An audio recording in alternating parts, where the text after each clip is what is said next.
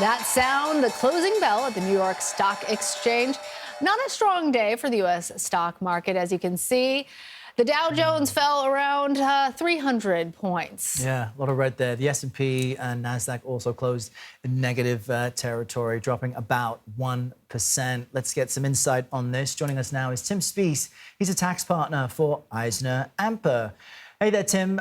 We know the Labor Department announced earlier that the number of Americans filing new claims for unemployment benefits increased by the most in 4 months last week. So to what extent did that drive the negative sentiment we see on the markets today? That's a good question. I think that that's just compounding what a lot of people believe. There's very few people that are expressing, and I'm including economists and business leaders, that are necessarily expressing a lot of optimism going forward. We saw the market today down 200 basis points. You know what the treasury yields are at. They're just about 4%. CPI indices will be coming out in October. And we're looking at 6% inflation rates. And our employment is not as robust as it should be. So there's a lot of sentiments. And then you have persons like Larry Summers weighing in as far as what Fed action should be. And Chairman Powell, of course, having to face the continued pressures of the really thought processes behind ongoing federal rate increases. So I think that's the environment that we're in. It's going to be rocky. And I think for investors, they should be looking at their portfolios and probably more of a short-term duration to protect asset values. And then it's hard because you also want to be focusing on long-term opportunities. Yeah, well, we continue, though, to see the markets taking a hit. I was saying to Errol that it seems like it's every day one step forward, two steps back. And when it comes to the job numbers, you mentioned them. We still have about 6% inflation rates. It's a delicate dance between those two indices. What does it overall say to you about the state of the U.S. economy right now?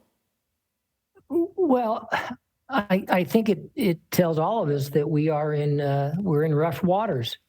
But the United States, actually the world, has been in this circumstance before. I mean, those of us with longer memories, unfortunately, I'm one of those persons. Remember the oil embargo crises of the early 70s, then into the late 70s, rationing and having odd even numbers for gasoline. You certainly see what's happening. I'm just talking about energy now that we didn't talk about yet, and how that's even it's kind of fallen off the mainstream, so to speak, but that's still there as well. It's going to be difficult to be back to where we were, however that's defined. And I think right now, stability and out of the Federal Reserve trying to control pricing with the rate increases is probably prudent. It's painful, but when you're also trying to fight inflationary environments, it is an economic thought process that has merit. Well, it's a bleak picture. We've got inflation. You mentioned energy. OPEC says it's going to diminish output by a few million barrels per day. That's going to hit a lot of folks through the winter. And you also mentioned at the top of this conversation, folks should think about the short-term places to shore up their money to fight against inflation. Like what? I mean, Series I savings bonds, people are running and putting $10,000 there if they can do it, get a shy of a 10% return. Is that wise? Where else should people be looking to kind of protect themselves from inflation? Yeah, well, we've always contended that diversification, and I know many of your viewers and audiences believe in the same thing. And then you really have to have a comfort level for what you're doing.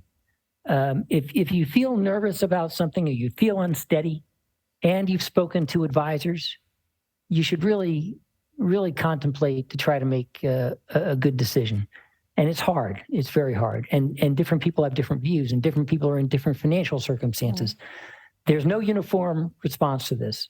Yeah.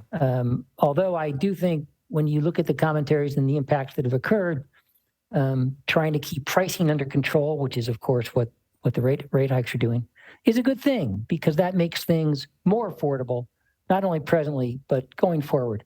And that really helps the American consumer, and actually globally. All right. Well, as you say, Tim, there are different considerations depending on your age, your portfolio, Right. and your family's Right. needs. But we appreciate you helping to make sense of what the market was doing today. Tim Speiss, thank you. Thank you, Tim. All right. Thank you for having me. Bye-bye.